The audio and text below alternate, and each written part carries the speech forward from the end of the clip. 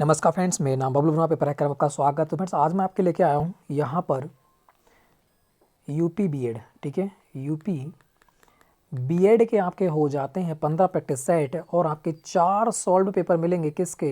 ये आपके हो जाते हैं 2020-2017। ठीक है, 2017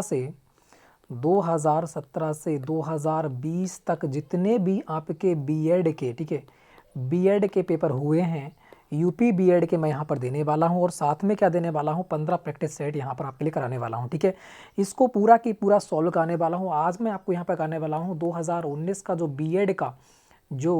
बीएड का यूपी बीएड का पेपर हुआ था, उसका यहाँ पर मैं सामान्य ज्ञान कराऊंगा। ठीक है, सामान्य ज्ञान जो 50 क्वेश्चन देखने को मिलते हैं, आज हम वो देखेंगे। ठीक है, बिल्कुल। हिंदी भी देखेंगे, 50 क्वेश्चन जो हिंदी आपके देखने को मिली थी, इसको भी देख लेंगे। ठीक है, और रीजनिंग को भी देख लेंगे। तो फ्रेंड्स, अगर आपको यह बुक जो ये किसकी है, अरविंद जी की है। ठीक है, जिसके 15 प्रैक्टिस सेट हैं और 4 सॉल्व पेपर हैं। टोटल आपके हो जाते हैं 19 एक प्रकार से प्रैक्टिस सेट ही हो जाते हैं। ठीक है, टोटल कितने होते हैं?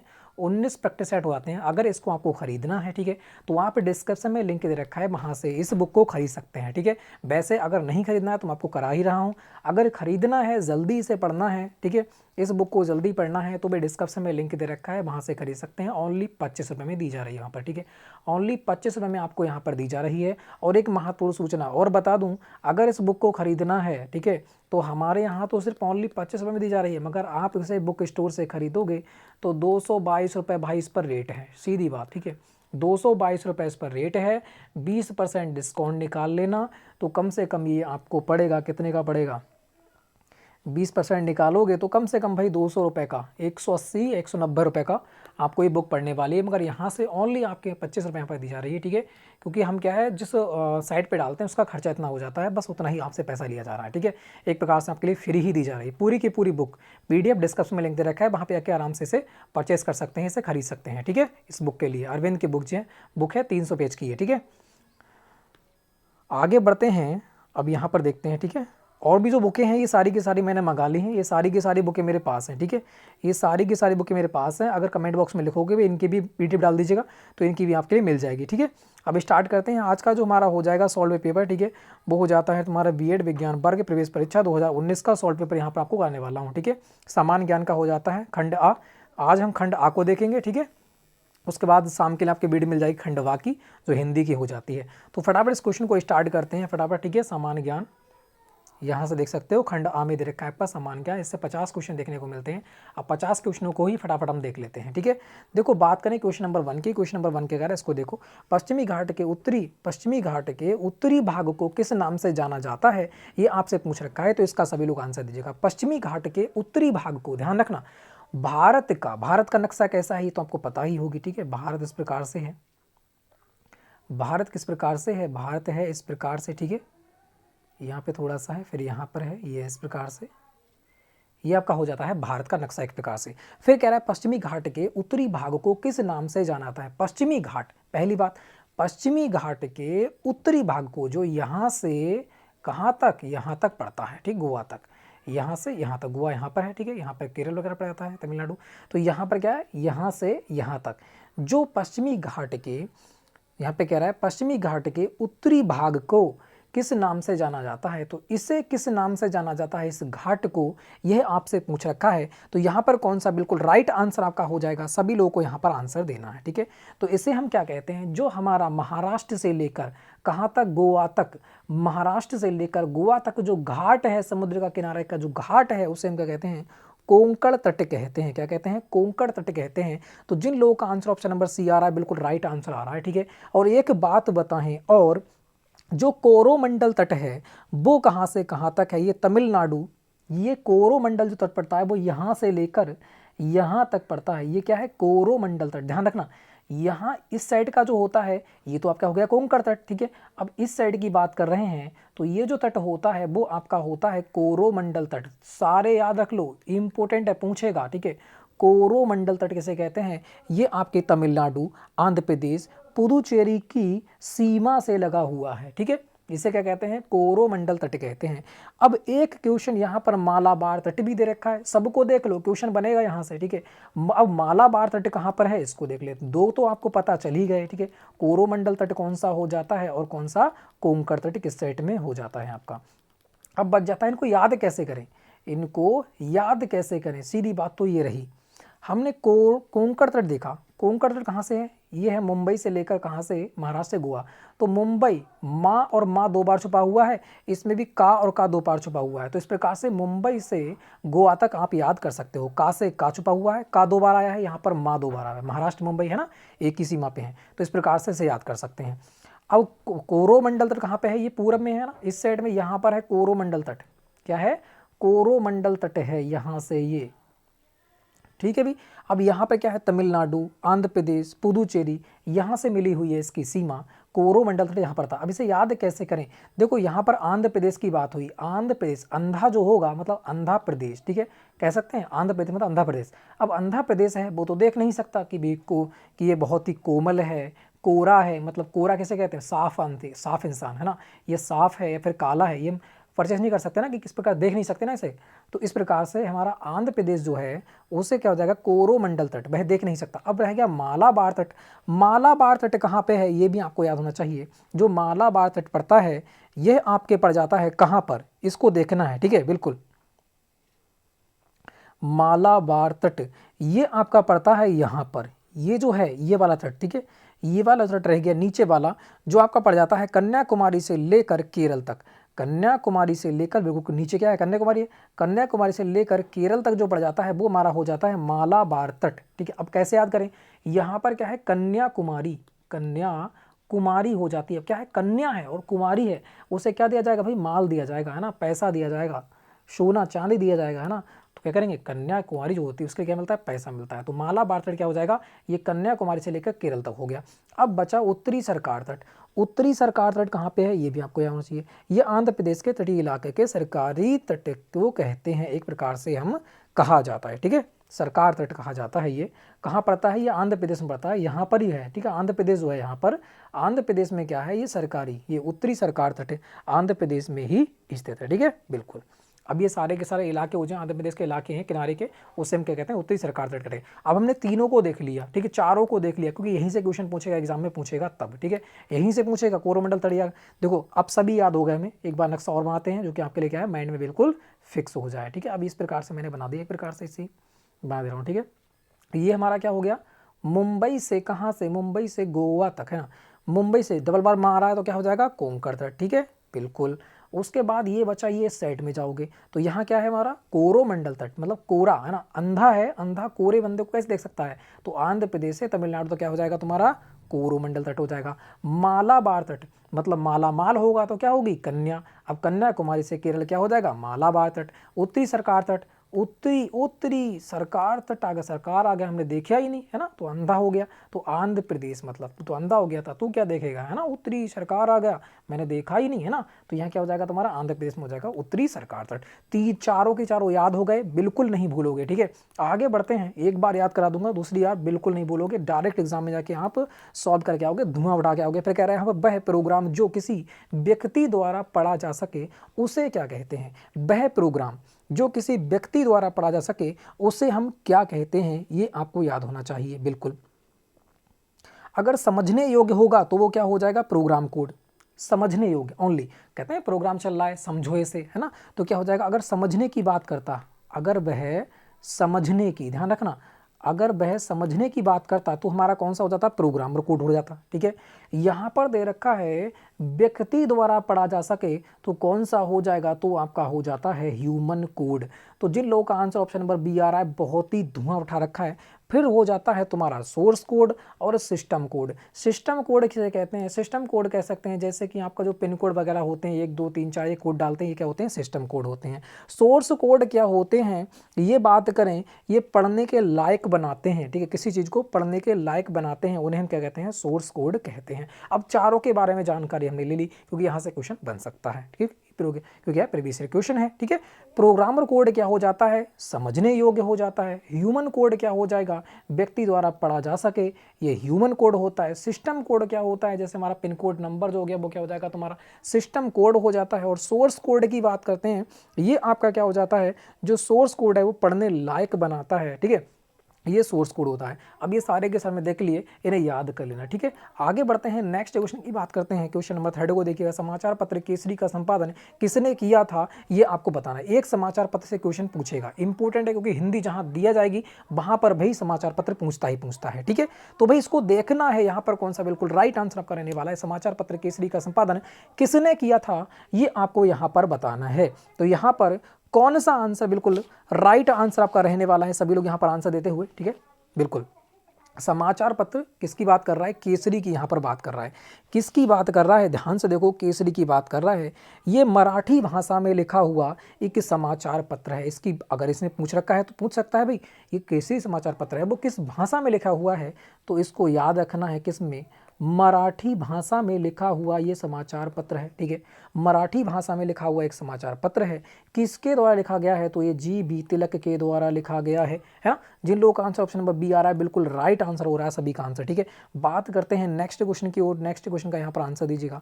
यहाँ देखा है, दांडी यात्रा की शुरुआत महात्मा गांधी ने कहाँ से की थी। अब दांडी यात्रा बहुत ही इंपॉर्टेंट हो जाता है कि दांडी यात्रा कब स्टार्ट हुई थी, ये भी हमें याद होना चाहिए। दांडी यात्रा जो है भाई वो 12 मार्च है ना, 12 मार्च कब हुई थी, ये 1930 में हुई थी। कब हुई थी, 12 मार्च 1930 में भाई क्या स्टार्ट हुआ था, दांडी मार्च स्टार्ट हुआ था। किसने स्टार्ट किया था, गांधी जी ने स्टार्ट किया था, सभी को पता है। अब गांधी जी के साथ जब दांडी यात्रा निकाली थी, है ना, दांडी यात्रा निकाली थी, उस समय उनके साथ जो सत्याग्रहियों ने भाग लिया था, कितने सत्याग्रहियों ने भाग लिया था, ये भी आपको याद होना चाहिए। 78 सत्याग्रहियों ने भाग लिया था। कितने, 78 सत्याग्रहियों ने भाग लिया था, बहुत ही इंपॉर्टेंट है। तभी जब ये दांडी यात्रा स्थगित हो गई थी, तभी इसने किसका रूप ले लिया था, सविनय अवज्ञा आंदोलन। किसका, सविनय अवज्ञा, ध्यान रखना, सविनय अवज्ञा आंदोलन, आंदोलन का, सविनय अवज्ञा आंदोलन का क्या ले लिया था, रूप ले लिया था, ठीक है, रूप ले लिया था। जो कब चला था, 1930 में चला था, ठीक है, 1931 में। सविनय अवज्ञा आंदोलन चला था 1931 में चला था। अब दांडी यात्रा की बात हो रही थी, क्योंकि रिलेटेड क्वेश्चन है, सारे के सारे हमने देख लिए, ठीक है। अब हम देखते हैं कि दांडी यात्रा की शुरुआत कहाँ से हुई थी, तो ये आपकी हुई थी साबरमती आश्रम से। कहाँ से हुई थी, साबरमती आश्रम से हुई थी इसकी शुरुआत, ठीक है। बहुत ही इंपॉर्टेंट क्वेश्चन है भाई, बन सकता है। साबरमती आश्रम से कहाँ से, दांडी तक निकली थी। साबरमती आश्रम से दांडी तक गए थे। जो दोनों के दोनों कहाँ पढ़ते हैं, ये आपके गुजरात में पढ़ते हैं। दोनों की दोनों जगह कहाँ पर हैं, ये आपके गुजरात में हैं। और साबरमती आश्रम साबरमती आश्रम जो है अहमदाबाद में है, गुजरात में, ठीक है, बिल्कुल साबरमती नदी के पास में बनाया गया है। अब बढ़ते हैं आगे की ओर। तो यहाँ पर जो राइट आंसर होगा ऑप्शन नंबर डी होगा। जिन लोगों का आंसर ऑप्शन नंबर डी आ रहा है बिल्कुल राइट आंसर आते हुए नेक्स्ट क्वेश्चन की ओर बढ़ते हैं। क्वेश्चन नंबर 5, इसका आंसर दीजिएगा। कह रहा है यहाँ पर अकाल तख्त के निर्माणकर्ता इनमें से कौन है, ये आपको बताना है, ठीक है। बिल्कुल अकाल तख्त के निर्माणकर्ता, तो अकाल तख्त के निर्माणकर्ता जो हैं वो कौन हो जाते हैं, ये आपको यहाँ पर बताना है। तो यहाँ पर कौन सा बिल्कुल राइट आंसर आपका रहने वाला है, सभी लोग यहाँ पर आंसर देते हुए, बिल्कुल। तो जिन लोगों का आंसर ऑप्शन नंबर सी आ रहा है बिल्कुल राइट आंसर हो जाता है गुरु हरगोबिंद, ठीक है। कौन हो जाते हैं, गुरु हरगोबिंद हो जाते हैं। जो कौन से नंबर के थे, 6वें नंबर के आपके हो जाते हैं गुरुदेव, है ना। 6वें नंबर के क्या हो जाते हैं, ये आपके गुरुदेव हो जाते हैं। और इन्होंने एक महत्वपूर्ण काम और भी किया था, ये भी आपको याद होना चाहिए, ठीक है। गुरु गोविंद जी ने, गुरु हरगोबिंद जो थे, उन्होंने क्या किया था, ये 6वें आपके सिख गुरु हो जाते हैं। और उन्होंने सिखों का क्या किया था, इन्होंने सिखों का सैन्यकरण किया था। सिखों का सैन्यकरण किसने किया था, ये बहुत ही इंपॉर्टेंट क्वेश्चन है, बन सकता है हरगोबिंद ने किया था, ये भी आपको याद होना चाहिए। अकाल तख्त का निर्माण हरगोबिंद ने किया था और सिखों का सैन्यकरण भी किसने किया था, हरगोबिंद ने किया था। वेरी वेरी इंपॉर्टेंट यहाँ से हो जाता है, इससे बाहर इनसे क्वेश्चन बिल्कुल नहीं पूछेगा। आगे बढ़ते हैं नेक्स्ट क्वेश्चन, क्वेश्चन नंबर 6 की ओर। यहाँ दे रखा है भारत के समुद्री मार्ग की खोज किसने की थी, ये आपको बताना है। तो भारत के समुद्री मार्ग की खोज किसने की थी, वास्को डे गामा ने की थी। तो जिन लोगों का आंसर ऑप्शन नंबर आ रहा है बिल्कुल राइट आ रहा है। अब यहाँ से पूछ सकता है वास्को डे गामा भारत कब आया था, ठीक है। तो ये आपका आया था 1498 में। कब आया था भाई? ये आपका आया था 1498 में वास्को डे गामा भारत आया था। ये था कौन? तो ये आपका हो जाता है पुर्तगाल। कौन है? पुर्तगाली आपका हो जाता है। वास्को डे गामा कौन था? एक पुर्तगाली था। पुर्तगाली सबसे पहले भारत आए थे और सबसे बाद में भारत से गए थे, क्योंकि 1961 में क्या हुआ था? पुर्तगालियों के द्वारा गोवा को आज़ाद कराया गया था। ठीक है।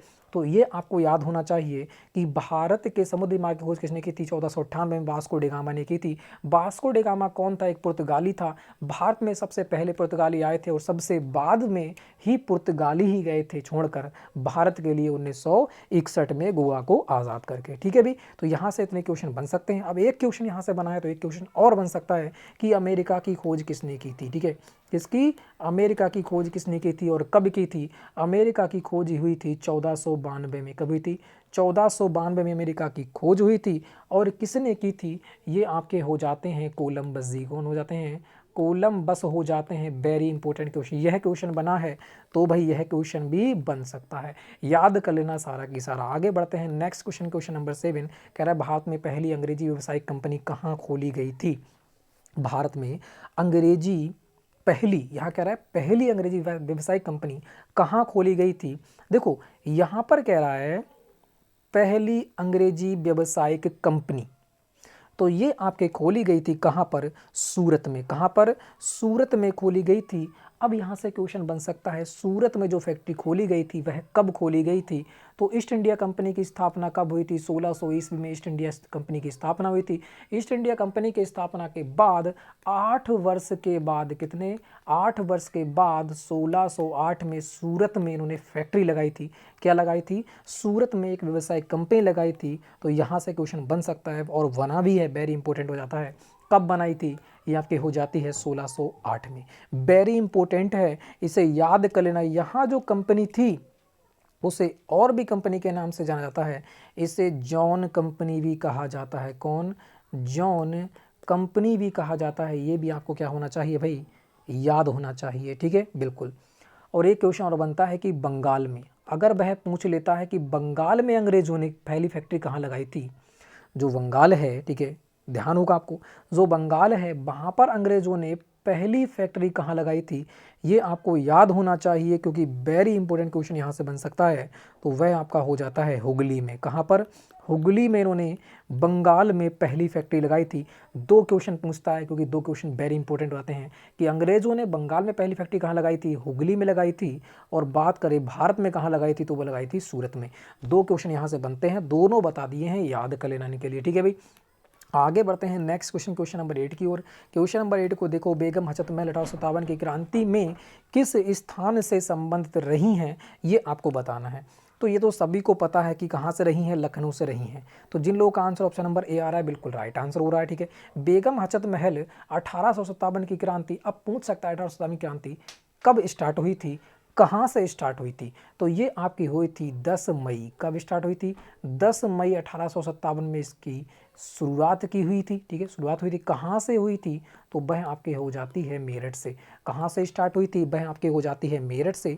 इम्पोर्टेंट है, यहाँ से क्वेश्चन पूछ लेगा या यहाँ से पूछेगा, तो दो क्वेश्चन बन जाते हैं, वेरी इंपॉर्टेंट हो जाते हैं। ठीक है भाई, आगे बढ़ते हैं नेक्स्ट क्वेश्चन की ओर। क्वेश्चन नंबर 9 की ओर दे रखा है, गांधी जी के द्वारा क्रियान्वित प्रथम सत्याग्रह जो नील किसानों से संबंधित रहा, इससे जुड़ा स्थल कौन सा है, ये आपको बताना है। तो यहाँ पर कौन सा? बिल्कुल राइट आंसर आपका हो जाता है, सभी लोग यहाँ पर आंसर देते हुए। ठीक है, बिल्कुल सही। तो यहाँ पर कौन सा हो जाएगा? जिन लोगों का आंसर ऑप्शन नंबर ए आ रहा है चंपारण सत्याग्रह, तो बिल्कुल राइट आंसर आपका हो जाता है चंपारण सत्याग्रह, बिल्कुल राइट आंसर आपका हो जाता है। अब यहाँ से क्वेश्चन बनता है, ये कब चलाया गया था? जो चंपारण सत्याग्रह था, जो नील सत्याग्रह था, वह कब चलाया गया था? तो वो आपका हो जाता है 1917 में। ये 1917 में ही क्यों चला, उससे पहले क्यों नहीं चला? तो एक यहाँ पर बन जाता है बहुत ही इंपॉर्टेंट क्वेश्चन कि गांधी जी किसने चलाया था भाई? एक तो इंपॉर्टेंट है कि गांधी जी ने चलाया था। गांधी जी भारत कब लौटे थे?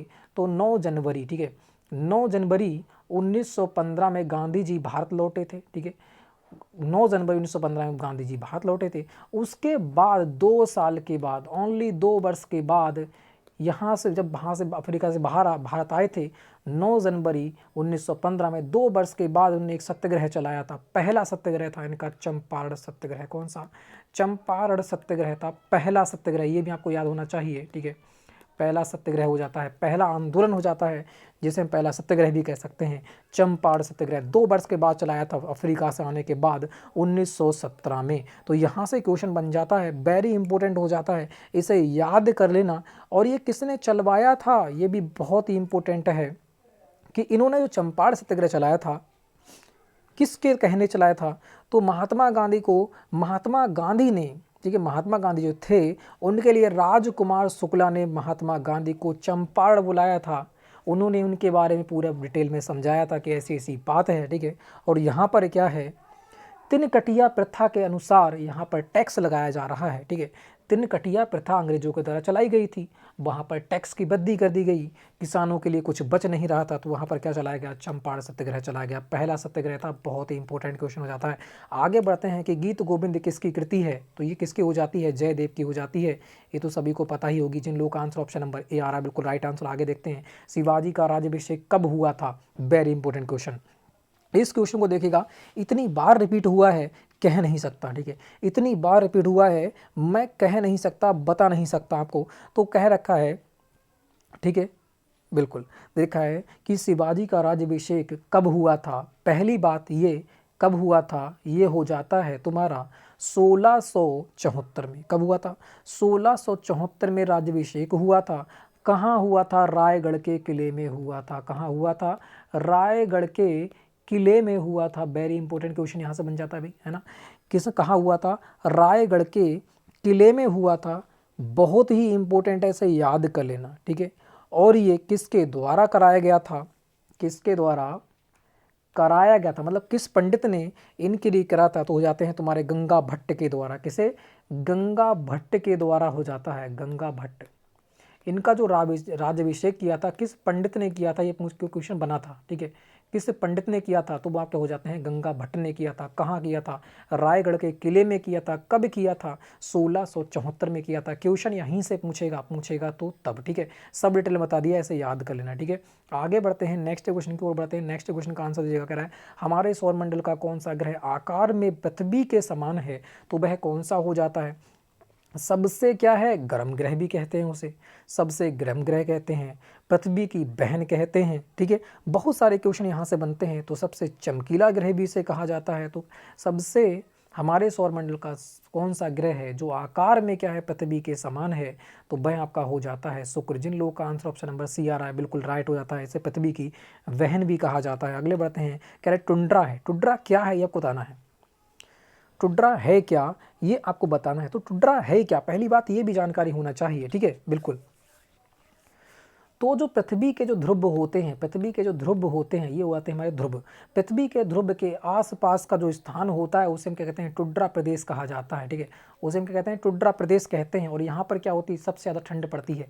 सबसे ज़्यादा क्या पड़ती है, ध्रुव पर ठंड पड़ती है। तो यहाँ पर क्या हो जाएगा, शीत मरुस्थल है भाई।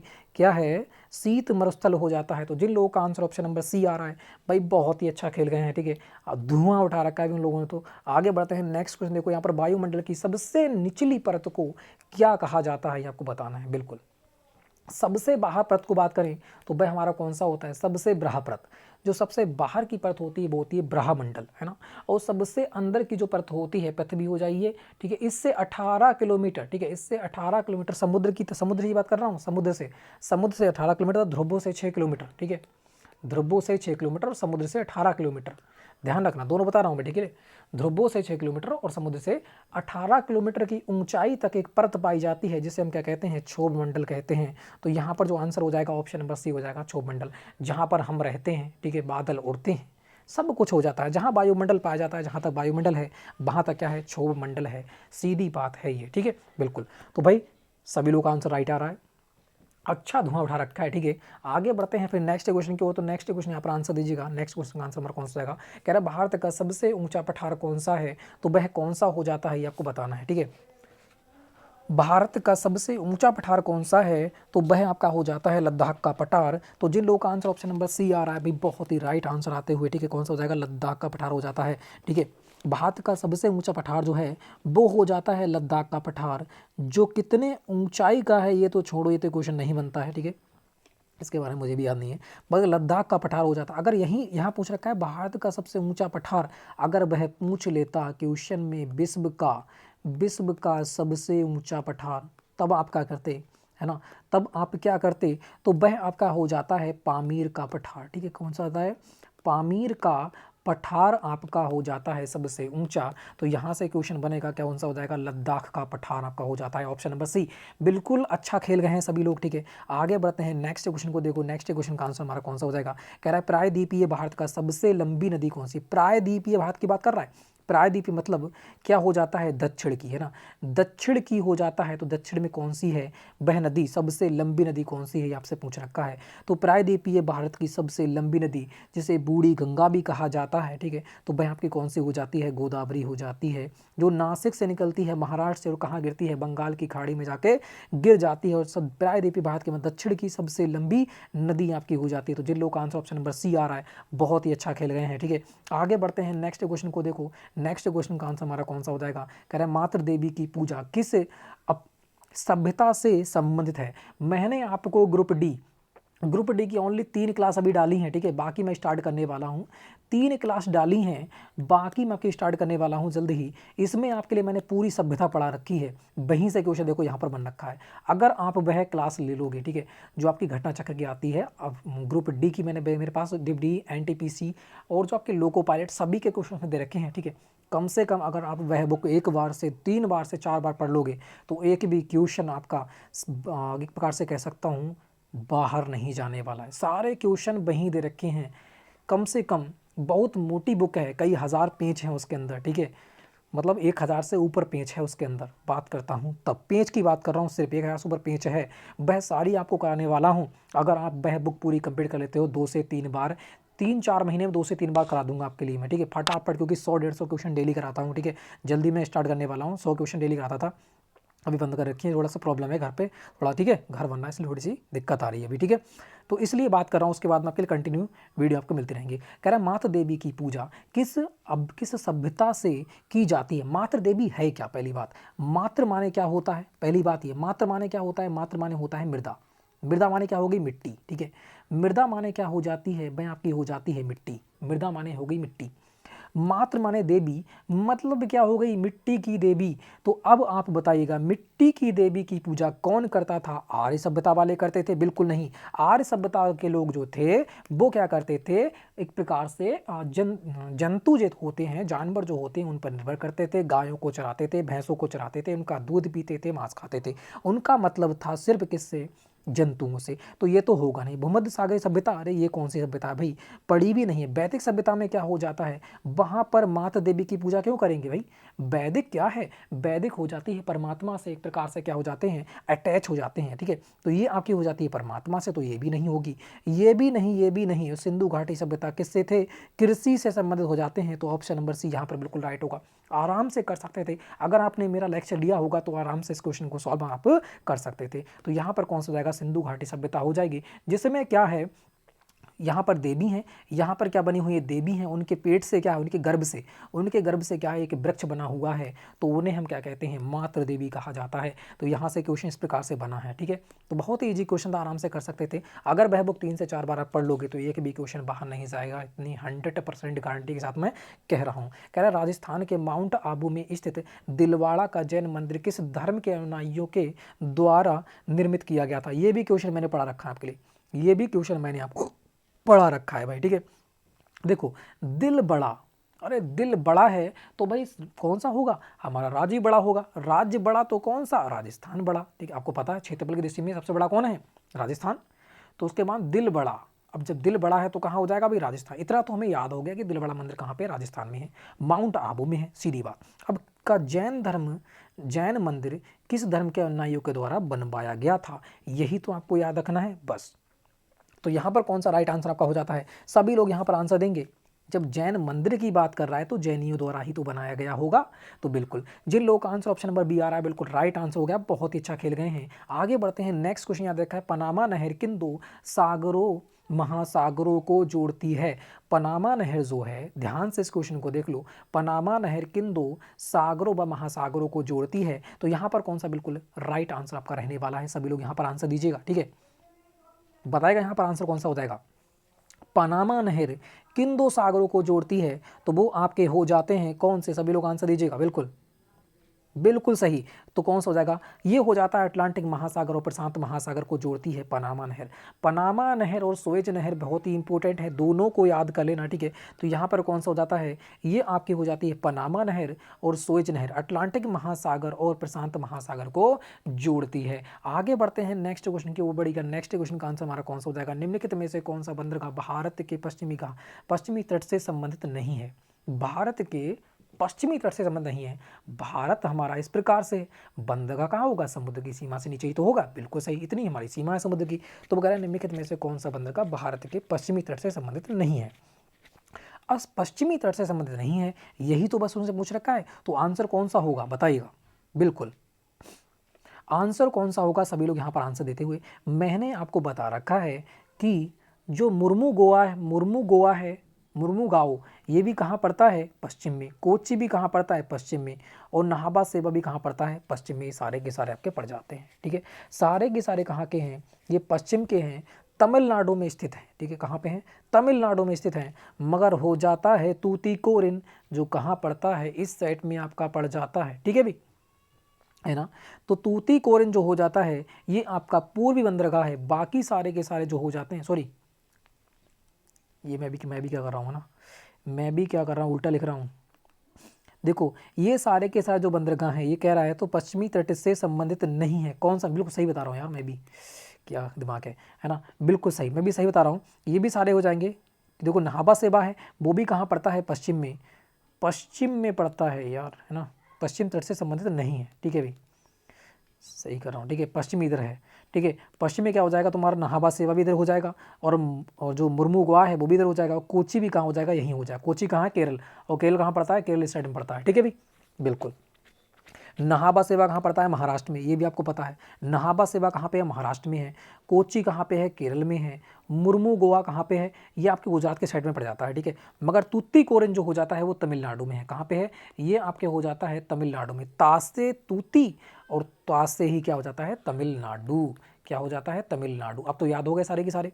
नाहबा सेवा महाराष्ट्र, कोच्चि केरल, मुर्मू गोवा ये आपके गुजरात साइड में पड़ता है, और तूतीकोरिन कहाँ हो जाएगा, तूती तासे हो जाएगा तमिलनाडु। तो क्या हो जाएगा, तमिलनाडु। तो जिन लोगों का आंसर ऑप्शन नंबर सी आ रहा है भी बहुत अच्छा खेल गए हैं, ठीक है, और भी आपको याद भी हो गया होंगे सारे के सारे। आगे बढ़ते हैं, यहाँ पर देखो 21 का आंसर कौन सा होगा। दिल्ली में सर्दियों के समय वर्षा होती है, क्यों होती है ये आपको बताना है, ठीक है, बिल्कुल। दिल्ली में ही सर्दियों के समय वर्षा क्यों होती है, फटाफट आंसर दीजिएगा, इसका आंसर कौन सा हो जाएगा। एक बात बताइएगा, ये हमारा हो गया भारत, ठीक है, सॉरी यार कोई बात नहीं, ठीक है, ऐसे ही बना दे रहा हूँ मैं, भारत का नक्शा भी, रुको भी, ठीक है। ये इस प्रकार से हमारा जम्मू कश्मीर आ गया, ये भारत का नक्शा बना देते हैं, ठीक है, फटाफट।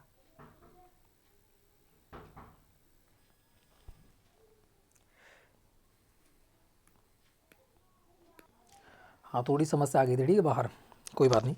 अब बढ़ते हैं, यहाँ पर कह रहा है, यहाँ पर दिल्ली में सर्दियों के समय वर्षा होती है। हमारा भारत का नक्शा तो हो जाता है इस प्रकार, ठीक है, ये थोड़ा छोटा मान दिया ना, कोई बात नहीं है। इस प्रकार से क्या हो जाता है, हमारा भारत का नक्शा मान लेते हैं, ठीक है। ये भारत का हमारा नक्शा हो जाता है। यहाँ देखा है दिल्ली में सर्दियों के समय वर्षा क्यों होती है। दिल्ली कहाँ पड़ती है, दिल्ली पड़ती है भाई यहाँ पर, ठीक है। दिल्ली कहाँ पड़ती है, यहाँ पर पड़ती है। ये हमारा हो जाता है पूर्व, ये हो जाता है हमारा पश्चिम। और पश्चिम में यहाँ पर क्या पड़ता है हमारा, ये अरब सागर है। ये कौन सा है, ये आपका अरब सागर हो जाता है। तो यहाँ से क्या उठता है, मानसून उठता है। तो यहाँ पर दक्षिण पश्चिम मानसून, दक्षिण पश्चिम मानसून बिल्कुल नहीं, दक्षिण पश्चिम यहाँ से आएगा तो यहाँ पर कैसे पहुँच पाएगा, तो ये तो कैंसिल हो जाता है, ये भी कैंसिल। फिर कह रहा है उत्तर पूर्व मानसून यहाँ कहाँ रखा है, समुद्र, तो ये भी हो जाता है कैंसिल। कह रहा है यहाँ पर संवहनी वर्षा भी नहीं होती, यहाँ पर पश्चिमी विक्षोभ से वर्षा होती है, क्योंकि यहाँ से जो गुजरात का जो तट है यहाँ से उठती है, मानसून उठता है, अरब सागर से मानसून उठता है, कहाँ बरस जाता है, दिल्ली में बरस जाता है। तो किससे होती है, पश्चिमी विक्षोभ से यहाँ पर वर्षा होती है। बहुत ईजी था, आराम से कर सकते थे। तो जिन लोग का आंसर ऑप्शन नंबर डी आ रहा है, बहुत ही अच्छा खेल गए थे, ठीक है। आगे बढ़ते हैं, पर सामूहिक उपभोग का अर्थ क्या है ये आपको बताना है। सामूहिक उपभोग का अर्थ क्या होता है ये आपको बताना है, ठीक है, फटाफट आंसर दीजिएगा। घरेलू खपत या फिर व्यक्तिगत खपत, स्वयं खपत, देश के नागरिकों द्वारा की गई खपत। सामूहिक उपभोग का अर्थ होता है समान खर्च करना, समान व्यय करना और समान ही खाना। तो यहाँ पर क्या हो जाएगा, सभी लोग यहाँ पर आंसर दीजिएगा। यहाँ पर कौन सा बिल्कुल राइट आंसर आपका रहने वाला है, फटाफट आंसर देते हुए। बिल्कुल सही। तो जिन लोगों का आंसर ऑप्शन नंबर भाई ए आ रहा है घरेलू खपत, तो बिल्कुल राइट आंसर हो जाएगा। क्योंकि घरेलू जो खपत होती है उसमें क्या मानते हैं हम कि हमारी आय जो होती है बराबर होती है, बराबर ही खर्च हमारा होता है सभी लोगों का, और सभी लोगों का क्या होता है, समान खर्च होता है। ठीक है, इस प्रकार से क्या होता है कि सामूहिक उपभोग का अर्थ जो होता है वो कौन सा होता है, घरेलू खपत होती है। तो जिन लोगों का आंसर ऑप्शन नंबर ए रहा है, बहुत ही अच्छी प्रकार से उन्होंने आंसर दिया है और अच्छा खेल भी गए हैं। ठीक है, आगे बढ़ते हैं नेक्स्ट क्वेश्चन को। देखो नेक्स्ट क्वेश्चन का आंसर हमारा कौन सा हो जाएगा, 23। ठीक है, राष्ट्रीय आय को और किस रूप से जाना जाता है, राष्ट्रीय आय जो है उसे और किस रूप से जाना जाता है ये आपको बताना है। तो यहाँ पर कौन सा राइट बिल्कुल रहने वाला है। ठीक है, बिल्कुल सही, सभी लोग आंसर दीजिएगा कि राष्ट्रीय आय जो होती है उसे हम किस और नाम से जानते हैं, वह हमारा कौन सा है ये आपको बताना है। ठीक है, बताएगा भी यहाँ पर कौन सा राइट आंसर हो जाएगा। सभी लोग, थोड़ा टाइम आपको दे रहा हूँ मैं। ठीक है, बिल्कुल सही। तो जिन लोगों का आंसर आ रहा है साधारण लागत पर, तो यहाँ पर बिल्कुल राइट हो जाएगा ऑप्शन नंबर सी, NNP। क्या हो जाता है, NNP, नेट नेशनल पी, साधारण प्रोडक्ट। ठीक है, लागत है ना, प्रोडक्ट। ठीक है, तो यहाँ पर जाएगा NNP, तो नेट नेशनल प्रोडक्ट हो जाता है यहाँ पर। बिल्कुल राइट आंसर आपका हो जाएगा ऑप्शन नंबर कौन सा हो जाता है, ऑप्शन नंबर सी। ठीक है भी, साधन लागत पर। तो वेरी इंपॉर्टेंट हो जाता है, यहाँ से एक क्वेश्चन आपका बन में आर्थिक जहाँ से देखने को बिल्कुल 100% मिलेगा, एक क्वेश्चन देखने को। ठीक हो, तो सारा की सारा अर्थव्यवस्था मैं यहाँ पर आपको पढ़ा दूंगा। देखा है, भारत में राज्यों के लिए राजस्व का सर्वाधिक महत्वपूर्ण स्रोत निम्नलिखित में से क्या है। राज्यों में, राज्यों के भारत में राज्यों के लिए राजस्व का सर्वाधिक महत्वपूर्ण स्रोत कौन सा है, वह आपको बताना है। किसमें, भारत में राज्यों के लिए। तो वह आपका हो जाता है बिक्री कर, उत्पादक शुल्क, आयकर या फिर कंपनी कर। अब कंपनी में टैक्स कौन लेती है भाई, राज्य तो लेता ही लेता है, साथ में जीएसटी लग गए तो कौन ले लेगा, वो आपका ले लेगा कौन, केंद्र भी लेगी। तो ये तो होगा नहीं, है उत्पादन होगा ना होगा आयकर। तो बचेगा कौन सा, एक ही बचेगा, बिक्री कर। क्योंकि भारत में राज्यों के लिए राजस्व का सर्वाधिक महत्वपूर्ण स्रोत जो होता है वो बिक्री कर से ही आता है। ये कंपनी से भी नहीं आता है, उत्पादन शुल्क से भी नहीं आता है, आयकर से भी नहीं आता है, क्योंकि केंद्र क्या इसमें हिस्सा होता है। तो यहाँ पर क्या हो जाएगा, ऑप्शन नंबर ए हो जाएगा, बिक्री कर। बिल्कुल राइट आंसर आपका यहाँ पर रहने वाला है। ठीक है, क्योंकि सर्वाधिक महत्वपूर्ण स्रोत जो है वो बिक्री कर ही है। ठीक है भी, आगे बढ़ते हैं। और आयकर एवं कंपनी कर जो होते हैं वो दोनों किसके होते हैं, केंद्र और राज्य दोनों वहाँ पर लगाते हैं। तो यहाँ पर ये भी आपको याद होना चाहिए। आगे बढ़ते हैं, नेक्स्ट क्वेश्चन कह रहा है निम्नलिखित में से किस वर्ष भारत G20 शिखर सम्मेलन की मेजबानी करेगा। तो ये तो आपका हो जाता है, यहाँ पर कोई भी ऑप्शन सही नहीं दे रखा है। 2023 में करेगा, किसमें, 2023 में जो होगा वो आपकी कौन करेगा, भारत मेजबानी करेगा 2023 की। 2023 की कौन करेगा, भारत करेगा। 2022 की कौन करेगा, ये आपका हो जाता है 22 हाँ, इंडोनेशिया। कौन सा था है, इंडोनेशिया करेगा। कौन करेगा, ये आपका इंडोनेशिया करने वाला है 2022 की। और 2021 की मेज़बानी कौन करेगा, तो ये आपका हो जाता है इटली। कौन हो जाता है, 2021 की इटली करेगा। और 2020 की तो आपको पता है किसने की थी, अरब ने की थी, है ना, सऊदी अरब। बिल्कुल, सऊदी अरब ने की थी, ये भी आपको याद होना चाहिए। तो सारे बता दिए हैं 2023 के, यहाँ से क्वेश्चन एक भी बाहर नहीं पूछेगा। देखो G20 2020 की बात करें तो हो जाएगा आपका सऊदी अरब में हुआ, 2021 की बात करेगा इटली में होगा, 2022 की बात करेगा इंडोनेशिया में होगा, 2023 की बात करेगा तो कहाँ होगा, भारत में होगा। तो यहाँ पर कोई भी ऑप्शन सही नहीं है, सारे के सारे क्या दे रखे हैं, गलत दे रखे हैं। तो 2022 ना लिखकर 2023 लिख दीजिएगा, यहाँ पर आंसर बिल्कुल राइट आपका हो जाएगा। ठीक है, यहाँ पर छपाई में कुछ गड़बड़ दे रखी है। आगे बढ़ते हैं, 26 देखिएगा, इलायची कार्डेमम पहाड़ियाँ किस पर्वत श्रृंखला में स्थित है, ये आपसे पूछ रखा है। तो यहाँ पर कौन सा बिल्कुल राइट आंसर आपका हो जाएगा। ठीक है, बताइएगा। तो यहाँ पर सभी लोग आंसर दीजिएगा इलायची। देखो इलायची या फिर कह सकते हैं कार्डेमम, ठीक है। इलायची या फिर जो कार्डेमम जो पहाड़ियाँ हैं वो कहाँ पर हैं ये आपको बताना है। तो सभी लोग यहाँ पर आंसर दीजिएगा। ये हो जाती हैं आपके पश्चिमी घाट में। किस में हो जाती हैं? पश्चिमी घाट में हो जाती हैं इलायची वाली। अगर उत्तर में बात करें, उत्तर में किसकी हैं, तो उत्तर में हो जाती हैं अन्नामलाई की। किसकी? अन्नामलाई की पहाड़ियाँ। सब लिख लेना, अन्नामलाई की पहाड़ियाँ हो जाती हैं किस में? उत्तर में हो जाती हैं अन्नामलाई की। अगर यहीं और क्वेश्चन पूछ सकता है, एक और होता है दक्षिण में, ठीक है। किस में? दक्षिण में अगर वह पूछ ले तो हो जाती हैं तुम्हारी नागर की पहाड़ियाँ, ठीक है। नागर कोयले की पहाड़ियाँ हो जाती हैं आपके दक्षिण में। नागर कोयले और लिख लेना, ठीक है। नागर कोयले की पहाड़ियाँ जो हो जाती हैं वो कहाँ हो जाती हैं? दक्षिण में। तो यहाँ से क्वेश्चन पूछता है, इससे बाहर क्वेश्चन नहीं पूछता है। इलायची या फिर कार्डमम की पहाड़ियाँ जो होती हैं वह कहाँ होती है? पश्चिमी घाट में। उत्तर में कौन सी होती है? अन्नामलाई की पहाड़ियाँ हैं। दक्षिण में कौन सी हैं? ये नागर कोयले की पहाड़ियाँ आपकी हो जाती हैं। तो 3 क्वेश्चन पूछता है, यहाँ से बाहर क्वेश्चन आपको एक भी देखने को नहीं मिलेगा। याद कर लेना सभी के लिए, ठीक है। कोई पूछा है तो भी एग्जाम में पूछ सकता है, रिपीट कर सकता है। 27 की बात करें, यह कह रहा है राज्यसभा के पदेन सभापति होते हैं। राज्यसभा के पदेन सभापति कौन होते हैं ये आपको बताना है। तो यहाँ पर कौन सा राइट आंसर बिल्कुल आपका होने वाला है, बिल्कुल बताइएगा। राज्यसभा के पदेन सभापति की बात कर रहा है। तो राज्यसभा के जो पदेन सभापति जो होते हैं वो कौन होते हैं? उपराष्ट्रपति होते हैं, जो वर्तमान में वेंकैया नायडू आपकी हो जाती हैं। पहले उपराष्ट्रपति कौन थे? राधा कृष्णन थे, जो दूसरे नंबर के आपके राष्ट्रपति हो जाते हैं, ठीक है भाई। ये कभी क्या होती है? भंग नहीं होती है, ठीक है। ये जो राज्यसभा होती है कभी भंग नहीं होती है। इसका कार्यकाल होता है 6 वर्ष का। ये सारी की सारी जानकारी हो जाती है, वेरी इंपॉर्टेंट है। और क्योंकि यहाँ पर जो 1/3 सदस्य जो होते हैं, 1/3 सदस्य होते हैं, प्रत्येक 2 वर्ष के अंतराल से सेवानिवृत्त होते रहते हैं, ठीक है भाई। इसलिए कभी भंग नहीं होती है, इसे कभी रद्द नहीं किया जा सकता है, ठीक है भाई।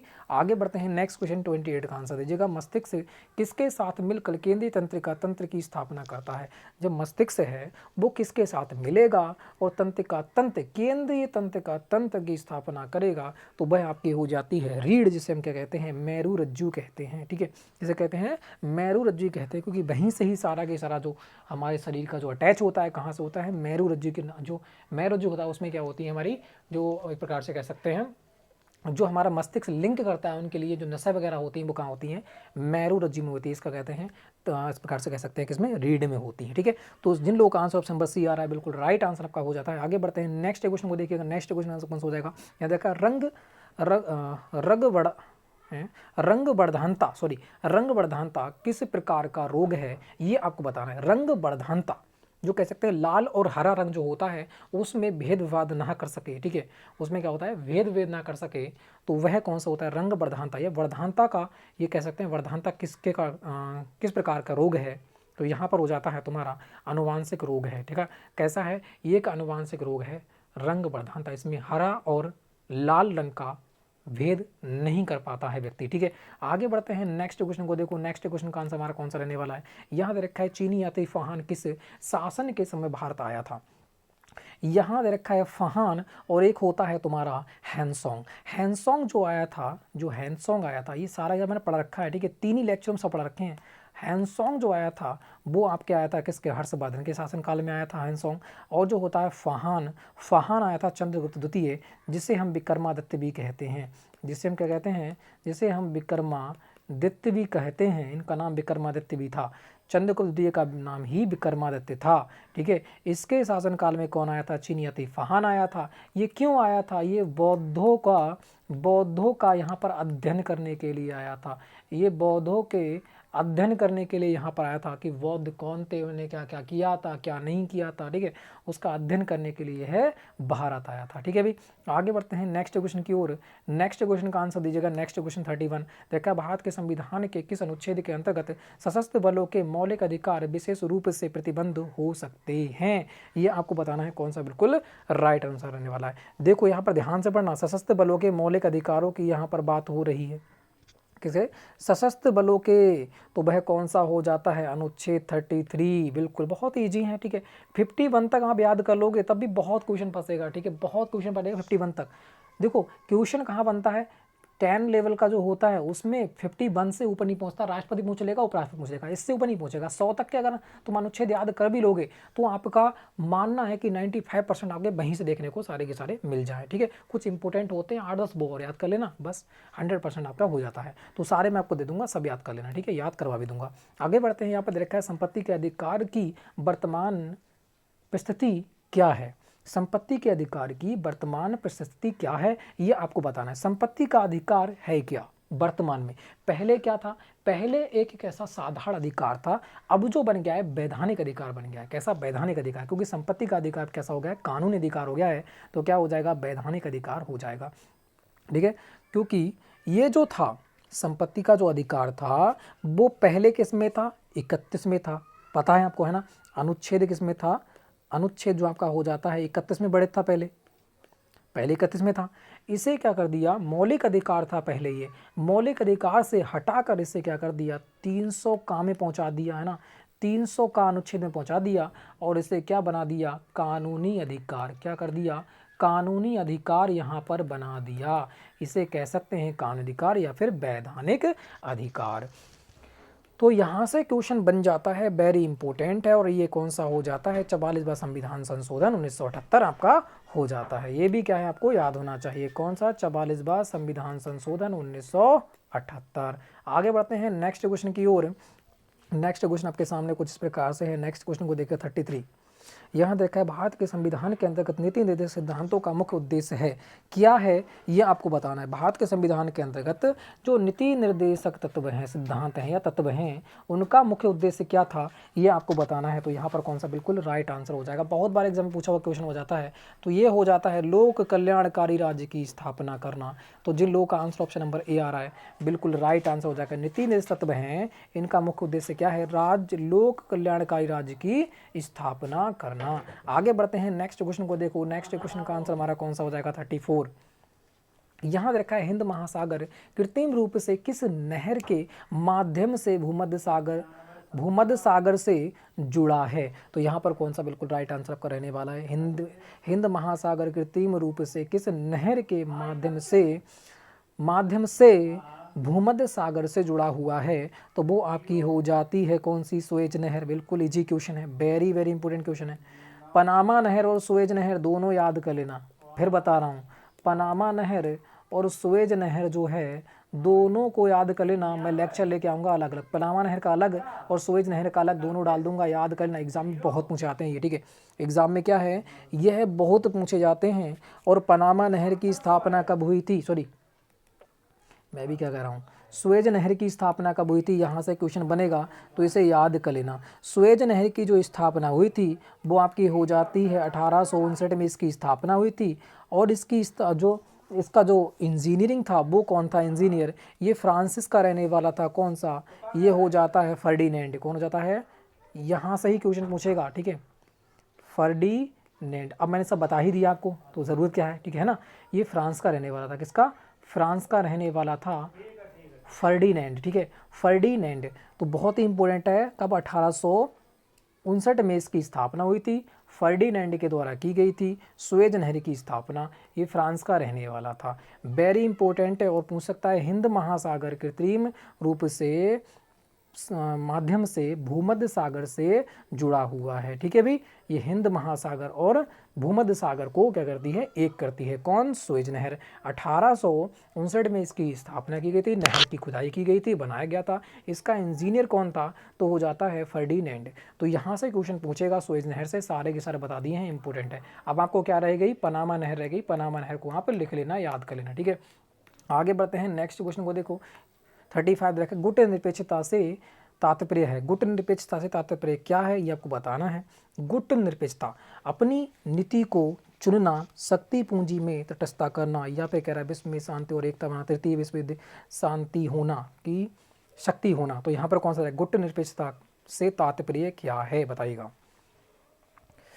गुट निरपेक्षता से तात्पर्य है शक्ति पुंजों की तटस्थता, यही लग रहा है मुझे। तो 35 पर कौन सा हो जाएगा, सभी लोग आंसर दीजिएगा यहाँ पर।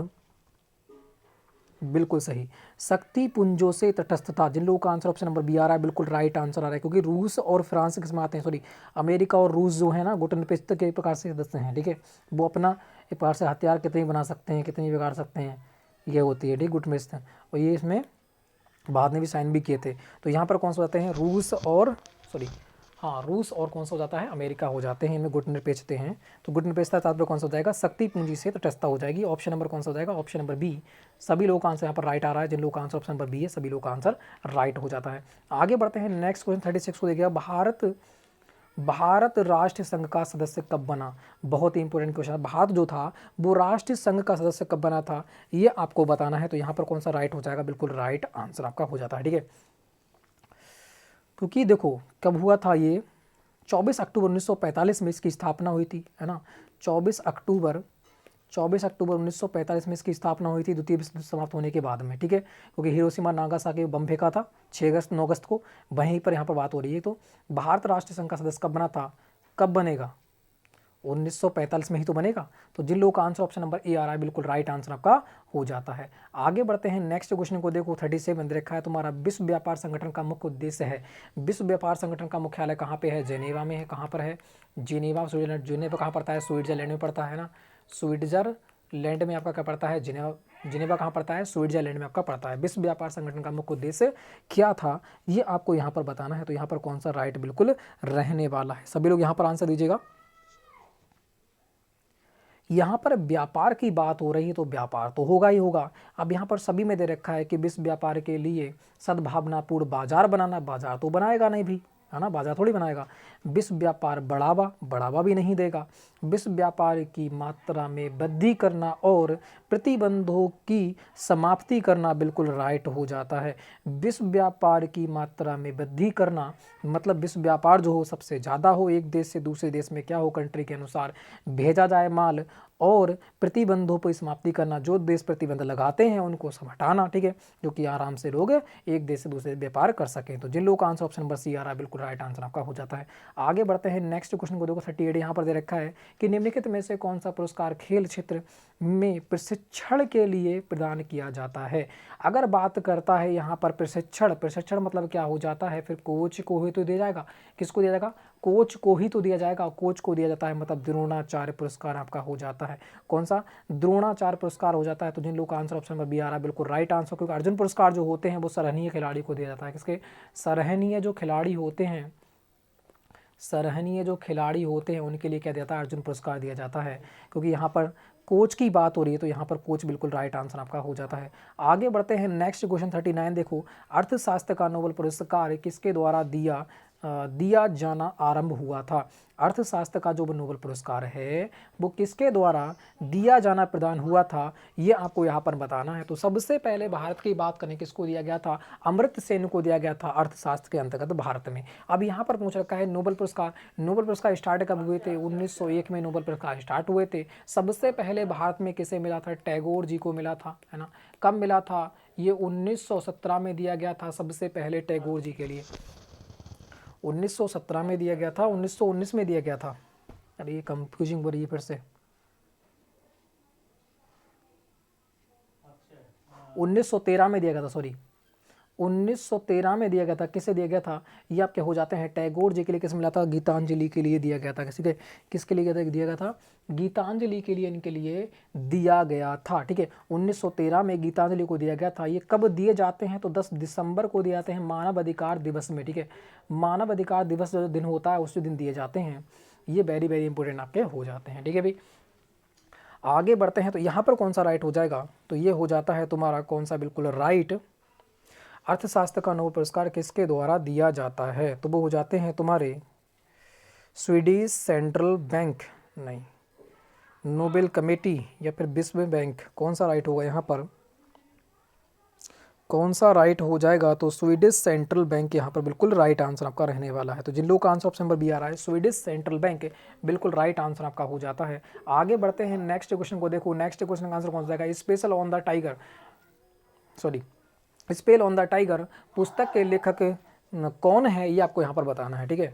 स्पेल ऑन द टाइगर पुस्तक के लेखक कौन है? फटाफट इसका आंसर दीजिएगा। यहाँ पर कौन सा बिल्कुल राइट आंसर आपका रहने वाला है? तो यहाँ पर हो जाते हैं तुम्हारे सैयद माउंट गोमरी। ठीक है, कौन है? सैयद माउंट गोमरी बिल्कुल राइट आंसर हो जाएगा। जिन लोगों का आंसर ऑप्शन नंबर सी आ रहा है बिल्कुल राइट आंसर आपका हो जाता है। आगे बढ़ते हैं, नेक्स्ट क्वेश्चन को देखो। नेक्स्ट क्वेश्चन का आंसर हमारा कौन सा रहने वाला है? यहाँ दे रखा है 41 वीर सावरकर अंतर्राष्ट्रीय हवाई अड्डा जो डैश में स्थित है को एक अधिकृत अब आव्रजन चेक पोर्ट के रूप में घोषित किया गया है, वह कौन सा है और कहाँ है, ये आपको बताना है। तो वीर सावरकर अंतर्राष्ट्रीय हवाई अड्डा जो डैश में स्थित है को एक अधिकृत आव्रजन चेक पोर्ट के रूप में घोषित किया गया है, तो वह कौन हो जाता है, ये आपको बताना है। तो ये पोर्ट ब्लेयर अंडमान निकोबार में की जो राजधानी है वो कौन सी है? पोर्ट ब्लेयर में स्थित है। ठीक है, ये अंडमान निकोबार द्वीप समूह पर स्थित है, जो पोर्ट ब्लेयर में स्थित आपका हो जाता है। तो जिन लोगों का आंसर ऑप्शन नंबर सी आ रहा है बिल्कुल राइट आंसर हो जाता है। इसकी स्थापना 2019 में की गई थी। इसकी स्थापना कब की गई थी? 2019 में आपकी की गई थी। आगे बढ़ते हैं, नेक्स्ट क्वेश्चन को देखो। नेक्स्ट क्वेश्चन का जो आंसर हो जाएगा वो हमारा कौन सा रहने वाला है? ठीक है, 42 की बात करते हैं। यहाँ पे देखा है संघाई कोऑपरेशन संगठन में कौन कौन देश शामिल हैं? संघाई कोऑपरेशन संगठन में कौन कौन देश शामिल हैं, ये आपको बताना है। यहाँ पर कौन सा बिल्कुल राइट आंसर आपका हो जाता है। ठीक है, सभी लोग यहाँ पर आंसर दीजिएगा। देखो, संघाई कोऑपरेशन की यहाँ पर बात हो रही है। ठीक है, किसकी बात हो रही है? संघाई कॉरपोरेशन की यहाँ पर बात हो रही है। तो यहाँ पर कौन सा बिल्कुल राइट आंसर आपका हो जाता है। ठीक है भी, अगर इसकी स्थापना की बात करता हूं तो 1996 में इसकी स्थापना हुई थी। कभी थी? 1996 में इसकी स्थापना हुई थी। और हाल ही की बात कर रहा हूं, मतलब 2001 में भारत और पाकिस्तान को 2001 में संघाई कोऑपरेशन में शामिल किया गया है। ठीक है, ये भी आपको याद होना चाहिए। तो यहाँ पर हो जाएगा ऑप्शन नंबर बी, चीन, रूस, मंगोलिया, कजाकिस्तान, उज्बेकिस्तान और तजाकिस्तान और भारत और पाकिस्तान, ये आपके हो जाते हैं यहाँ पर शामिल। तो सारे के सारे देश आपको याद होना चाहिए। टोटल देश जो हो जाते हैं वो आपके हो जाते हैं 8 देश। वर्तमान में जो संघाई कोऑपरेशन है उसके टोटल देशों की संख्या कितनी है? 8 देशों की संख्या है। ये भी आपको क्या है याद होना चाहिए। चीन, रूस, मंगोलिया, कजाकिस्तान, उज्बेकिस्तान और तजाकिस्तान, भारत और पाकिस्तान। आगे बढ़ते हैं नेक्स्ट क्वेश्चन की ओर। नेक्स्ट क्वेश्चन का यहाँ पर आंसर दीजिएगा। नेक्स्ट क्वेश्चन का आंसर हमारा कौन सा हो जाएगा? कह रहा है तुम्हारा दूरी मापने की सबसे बड़ी इकाई कौन सी है, ये आपको बताना है। दूरी मापने की सबसे बड़ी इकाई जो हो जाती है वो है पारसेक। ठीक है, पारसेक हो जाती है। बहुत ही इंपॉर्टेंट क्वेश्चन है, ऑप्शन नंबर सी। जिन लोगों का आंसर ऑप्शन नंबर सी आ रहा है बिल्कुल राइट आंसर आपका हो जाता है। आगे दे रखा है विटामिन B6 का रासायनिक नाम कौन सा है? सभी लोग यहाँ पर आंसर दीजिएगा। विटामिन B6 का रासायनिक नाम कौन सा है? ये कौन सा हो जाता है? नियासिन हो जाएगा, पायरिडॉक्सिन हो जाएगा, या फिर साइनोकोबाइमीन हो जाएगा, या फिर राइबोफ्लेविन हो जाएगा। तो यहाँ पर कौन सा राइट हो जाएगा? सभी लोग B6 यहाँ पे दे रखा है तुम्हारे कौन सा हो जाएगा? पायरिडॉक्सिन हो जाएगा। कौन सा? पायरिडॉक्सिन हो जाएगा। जिन लोगों का आंसर ऑप्शन नंबर बी आ रहा है बिल्कुल राइट आंसर हो जाएगा। आगे देखिएगा नेक्स्ट क्वेश्चन 45 देखिएगा। यहाँ पर कह रहा है गति के नियम का प्रतिपादन किसने किया था? गति के नियम का प्रतिपादन किसने किया था, ये आपको बताना है। ठीक है, गति के नियम का प्रतिपादन किसने किया था? तो गति के 3 नियम हैं, जड़त्व का नियम, प्रतिक्रिया का नियम, है ना। ये 3 नियम किसने दिए थे? न्यूटन ने दिए थे। तो जिन लोगों का आंसर ऑप्शन नंबर ए आ रहा है बिल्कुल राइट हो जाएगा, न्यूटन। आगे बढ़ते हैं नेक्स्ट क्वेश्चन, यहाँ पर आंसर देना है सभी लोगों को। नेक्स्ट क्वेश्चन आंसर कौन जाएगा? डीटीपी का विस्तार करें। डीटीपी की फुल फॉर्म आपको बतानी है। डीटीपी की फुल फॉर्म कौन सी हो जाती है? तो सभी लोग यहाँ पर आंसर दीजिए, कौन सा बिल्कुल राइट आंसर आपका रहने वाला है। देखिएगा, पढ़िएगा और आंसर दीजिएगा। ठीक है, बिल्कुल सभी लोग यहाँ पर आंसर दीजिएगा। डीटीपी का विस्तार करें। डीटीपी का विस्तार करना है तो इसका फुल फॉर्म बताना है। फुल फॉर्म हो जाएगी तुम्हारी डेस्कटॉप पब्लिशिंग। ठीक है, डेस्कटॉप पब्लिशिंग यहाँ पर बिल्कुल राइट आंसर आपका हो जाएगा। तो जिन लोगों का आंसर ऑप्शन नंबर ए आ रहा है, बहुत ही अच्छा खेल गए हैं। ठीक है, आगे बढ़ते हैं नेक्स्ट क्वेश्चन को देखो। नेक्स्ट क्वेश्चन का आंसर हमारा कौन सा हो जाएगा? 47। यहाँ देखा दवा व खाद्य पदार्थों के संरक्षण आदि में किस अम्ल का प्रयोग किया जाता है? देखो, दवा और खाद्य पदार्थों के संरक्षण आदि में किस अम्ल का प्रयोग किया जाता है, ये आपको यहाँ पर बताना है। ठीक है, तो यहाँ पर आंसर देना है। सभी लोग यहाँ पर आंसर दीजिएगा, कौन सा बिल्कुल राइट आंसर आपका हो जाएगा। ठीक है, बिल्कुल सभी लोग यहाँ पर आंसर दीजिएगा फटाफट। बिल्कुल सही। कौन सी हो जाती है? बेंजोइक अम्ल हो जाती है। जिन लोगों का आंसर ऑप्शन नंबर बी आ रहा है बिल्कुल राइट आंसर हो जाता है, क्योंकि दवा और खाद्य के संरक्षण की बात हो रही है तो कौन सा जाएगा? बेंजोइक अम्ल आपका हो जाता है। आगे बढ़ते हैं नेक्स्ट क्वेश्चन को देखो, कह रहा है यहाँ पर संविधान किस तिथि को पूर्णतः बनकर तैयार हुआ था? संविधान डे कब मनाते हैं? 26 नवंबर को मनाते हैं, क्योंकि बनकर तैयार कब हुआ था? 26 नवंबर 1949 को तैयार हुआ था, और वही आपको डेट पूछ रखी है तो कौन सा हो जाएगा? 26 नवंबर 1949 को क्या हुआ था? ये आपका बनकर तैयार हुआ था। संविधान डे भी इसी दिन मनाया जाता है, पर लागू हुआ था 26 जनवरी 1950 को। तो यहाँ पर ऑप्शन नंबर सी बिल्कुल राइट होगा। जिन लोगों का आंसर ऑप्शन नंबर सी आ रहा है बहुत ही अच्छा खेल गए हैं। आगे बढ़ते हैं नेक्स्ट क्वेश्चन को देखो, कह रहा है भारत में राजनीतिक शक्ति का प्रमुख स्रोत क्या है? भारत में राजनीतिक शक्ति का प्रमुख स्रोत क्या है, ये आपको बताना है। भारत की जनता, संविधान, संसद और राज्यों की विधायिका। भारत में राजनीतिक शक्ति का प्रमुख स्रोत क्या है? राजनीतिक शक्ति का प्रमुख स्रोत क्या है?